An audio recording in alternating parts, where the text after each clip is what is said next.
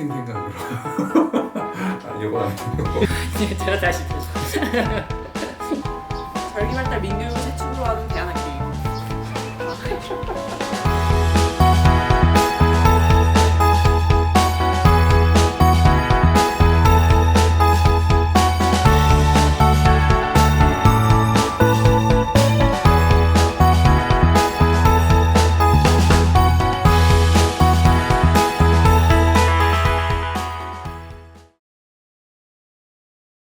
안녕하세요. 저는 도유 강나희라고 하고요. 네, 안녕하세요. 저는 강지혜라고 하고요. 꽃피는 학교에서 11년째 생활하고 있습니다. 네, 저는 꽃피는 학교 교사 이재형이라고 하고요.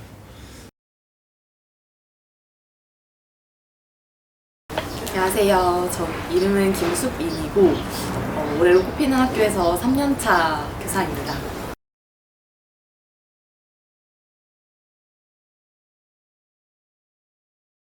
교생 실습을 나갔을 때 학생들이랑 저는 좀 더 진짜 삶이나 뭐 공부나 미래에 대해서 어떻게 생각하는지 어떻게 느끼는지를 얘기하는 게 중요하다고 생각하는데 학사 일정상으로는 계속 시험이 오고 학생들은 그거에 맞춰서 생활하고 그러다 보니까 어떤 나눌 거리라든가 뭐 여유가 없더라고요.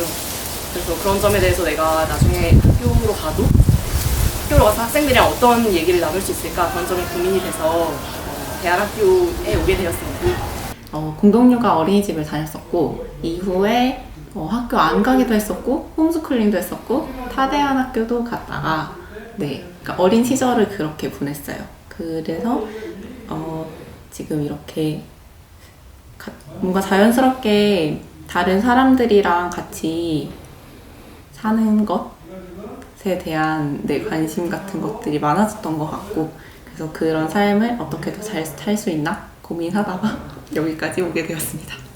저는 친구 따라서 어떻게 우연히 오게 된 스타일이고요.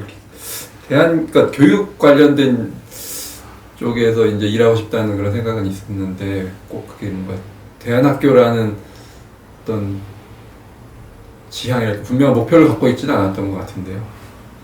좀 되게 우연한 계기에 사람을 통해서 알게 돼가지고 오게 된 것 같아요. 저는 대학 때 교육학을 전공을 했어요. 그래서 공부를 했는데 사실은 대학교 공부를 하면서도 내가 이런 공교육에서 교사로 제대로 할 수 있을까에 대한 고민이 많았고 사실 좀 답답했어요. 뭐가 내가 하나 어떻게 한다고 해서 바뀔까 내지는 내가 교사 공부를 해서 정말 그런 학교에 들어가 생활할 수 있을까 이런 고민이 있었는데 대학 때 대한교육에 대해서 수업을 통해서 알게 됐었어요. 그래서 대학 때 접했던 학교가 영국의 썸머힐이었고 관심이 생겨서 조금 집중적으로 공부를 하게 되었어요. 그래서 대한교육에 대한 논문을 쓰고 대학교를 졸업을 하고 2년이 되어서 사실은 이런저런 그때가 한창 대안학교들이 막 우리나라에 한창 많이 생길 때였었거든요. 2000년대 초반에. 그래서 이런저런 학교들과 인연을 알아보다가 꽃피는 학교에 오게 되었습니다. 서울에 있는 대안학교입니다. 저희 꽃피는 학교는 절기교육, 발달교육, 민교육이라는 원리를 세 축으로 하는 밀립 대안학교이고요. 작년부터 지정을 시작한 서울형 대안학교로 올라가 있습니다. 원래는 유치, 초등, 중등, 고등 과정이 있는 15년제 대안학교였는데요. 작년부터 어떤 여러 논의와 사정으로 변화를 꾀하게 되어서 지금은 한 학교로 묶여있지는 않아요. 서울 연희동에 있는 저희 학교는 중고등 과정을 하는 학교입니다. 대학교들하고 크게 뭐 다르진 않다고 생각을 해요. 그래서 뭐 절기 교육이라든가 뭐 발달 교육, 그리고 뭐 민교육 이런 이제 우리 학교만의 어떤 이름들로 불리고 있긴 한데 뭐 생태라든가 혹은 시민교육, 더불어 사는 세상을 뭐 지향하는 그런 학교라고 생각을 합니다. 내가 한국 사람이고 또 동양의 사람이고 어떤 식으로 사고하고 하는 것들이 그런 세계와 철학이 영향이 있을 텐데 이 학교는 이런 부분에 대해서 굉장히 특성이 있네. 그리고 그 특성을 뭔가 교육이라는 걸 통해서 잘 드러내려고 노력하네 라는 느낌을 많이 받아서 코페인 학교는 굉장히 동양적이다 내지는 전통적이다, 뭐 어떤 의미에서는 한국의 전통 철학의 기반을 두려고 하고 있다라는 느낌을 많이 받았어요. 저도 전에 들은 이야기인데요. 네, 구전으로 전해지는 얘기예요.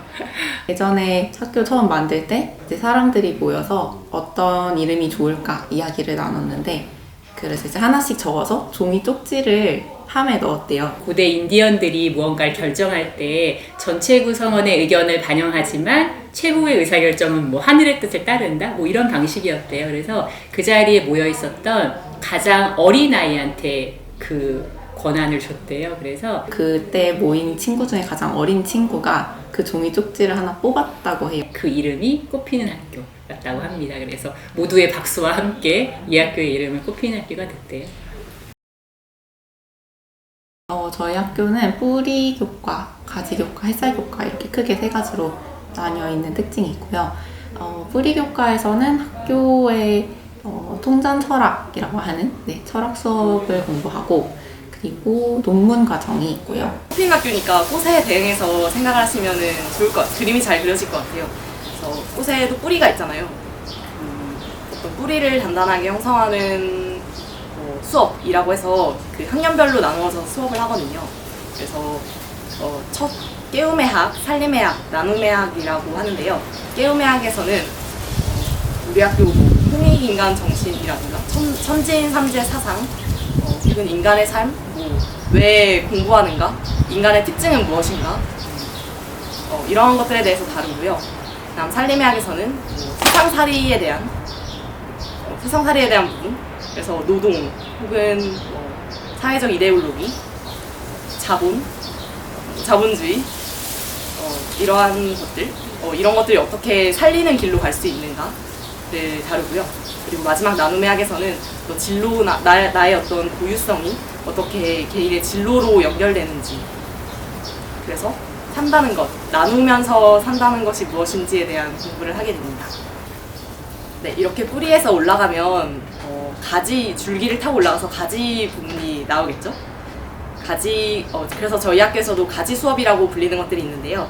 여기서는 여러분이 생각하는 어떤 교과를 좀 더 중점적으로 공부한다고, 그 주제에 맞는 공부를 한다고 생각하면 좋을 것 같아요. 그래서 지금 열리고 있는 수업들에는 소녀 문학 수업이라고 해서 문학이 어떻게 사람의 가슴을 깨우고 세상을 보게 하는가에 초점을 맞춘 수업도 있고요. 경제라고 해서 자본주의와 또 다르게 요즘 뭐 주식이며 금리며 뭐 환율, 뭐 채권 이런 부분들 학생들이 많이 관심을 가지고 있어서 현대 사회의 되게 큰 부분인 금융을 비롯한 어떤 경제에 대한 시각을 가지고 기초 지식을 아는 것을 목표로 하는 수업도 있고, 또 스포츠 코스라고 해서 체력을 기르고 스포츠에 대한 어떤 공부를 하면서 직접적으로 몸으로 하는 그런 수업도 있고요. 그 외에 뭐 시사 수업, 혹은 한국사, 일본어 등등의 수업이 있습니다.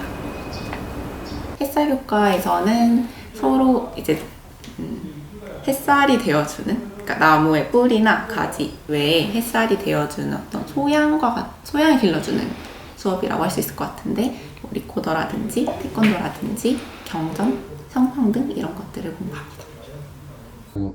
굉장히 다양하게 많은 수업들이 존재하는데 저는 그 중에서도 기획여행이 가장 좀 기억에 남고 특징적인 것 같아요. 저희 학교가 어쨌든 학생들의 자발성을 굉장히 중요하게 생각을 하는데요. 약 한 3주에서 4주 정도의 여행을 학생들 스스로 이제 기획하고 결정해서 이제 여행을 떠나게 되는데요. 그 과정에서 많은 배움을 얻고 있는 것 같습니다. 코피는 학교에는 친구들이랑 즐겁게 어울리고 싶고, 그리고 어떻게 하면은 나답게 살 수 있는지, 그리고 어떻게 같이 잘 살아갈 수 있는지를 고민하는 친구들이 온다고 생각합니다. 대한교육에 관심이 있는 부모를 둔 학생들이 아주 어렸을 때 유치 과정부터 이렇게 온 친구들이 이제 많았고요. 그리고 그 이후에는 대한교육에 관심 있는 친구들이 이제 들어오는 것 같습니다. 그 꽃피는 학교는 교육 과정이 유치 과정부터 고등 과정까지 15년제로 여태까지 운영을 했었어요. 그래서 그 제가 있는 지금 서울학사는 고등 과정인데 그간에 한 10여 년 동안은 계속 그 전 과정의 아이들, 유치 과정 아이들은 초등 과정, 초등 아이들은 중등, 중등은 고등 이런 식으로 지역의 변화와 학사의 변화에 따라서 꽃피는 학교를 다녔던 친구들이 대부분 많이 그 상급 과정으로 진급을 해서 같은 문화와 같은 교육 과정을 밟았던 친구들이 주로 많이 왔고요. 올해에 여러 조직 상황이나 이런 것들이 변화가 있어서 그 이전에도 편입생과 새로운 친구들과 함께 생활을 하긴 했었지만 앞으로의 이제 꽃피는 학교에 오게 되는 학생들은 꽃피는 학교에 출신 아이들도 있겠지만 그렇지 않고 꽃피는 학교 자체에 대한 관심이 있는 아이들도 오게 될 것 같은 예상을 하고 있습니다. 서울형 대안학교는 저희 담당 선생님이 계셔서 잘 그분이 설명해 주시리라 생각합니다. 잘 설명해 주실 저희 담당 선생님이 계십니다. 그래서 그분께 답변을 넘기도록 하겠습니다. 서울시에서는 2012년부터 사실 서울시 학교 밖 청소년 지원 조례라는 것을 이제 제정해가지고 학생들, 이제 학교 밖 청소년들을 이제 지원하는 활동을 이제 많이 해왔었는데요. 그 연장선에 있다고 보시면 될 것 같아요. 그래서 학교 밖 청소년들이 이 학습권을 누릴 수 있도록 어떤 다양한 이제 양질의 교육을 이제 받을 수 있도록 하게 하는 방안 중에 하나로 이제 비엔가 대안학교들을 이제 서울시에서 지원을 했었고, 몇 년 전부터는 이것을 조금 더 이제 체계화해서 서울형 대안학교를 지정하고 거기에 이제 지정된 학교들에게 대해서는 뭐 교사 인건비라든가 급식비, 교육활동비, 뭐 학교 건물 임대료 이런 것들을 지원하고 있습니다. 그래서 이 사업을 서울형 대안교육기관 지원 사업, 뭐 보조 사업으로 이제 하고 있고요.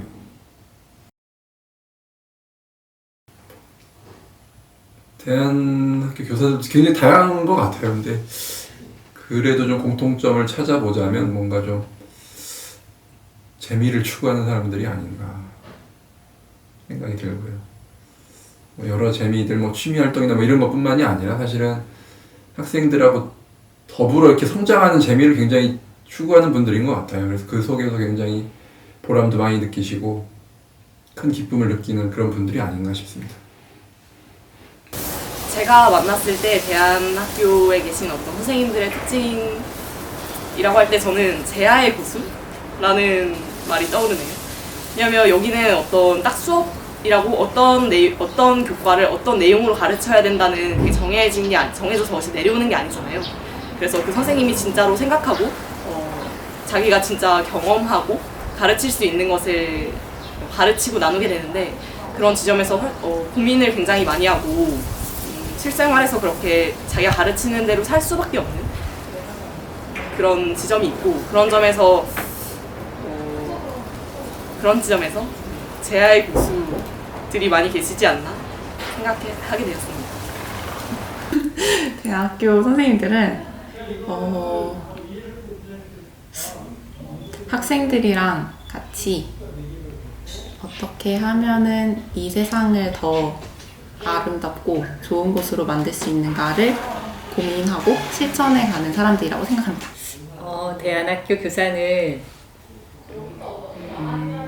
아주 이상주의자라고 저는 생각해요. 그래서 각자가 갖고 있는 뭐 이상이란 게 뭐 다르겠죠? 자기가 지향하는 걸 수도 있고, 자기가 꿈꾸는 걸 수도 있고 이런 걸 텐데, 여태까지 이제 학교 생활을 하면서 같이 동료로 일했던 뭐 선생님들이나 뭐 주변의 사람들이나 봤을 때 자기 모습을 담는 자기 모습을 여튼 드러내는 형태로 되게 다양한 빛깔이 있긴 했는데 결국은 이 사람들은 굉장히 이상주의자들이 아닐까라는 생각을 했어요. 근데 그와 동시에 굉장히 땅에 단단히 부리가 아닌데 다시 아니, 뿌리를 박으려 하는 이상주의자라고 해야 되나? 그런 사람들입니다. 그들은 이상주의자들.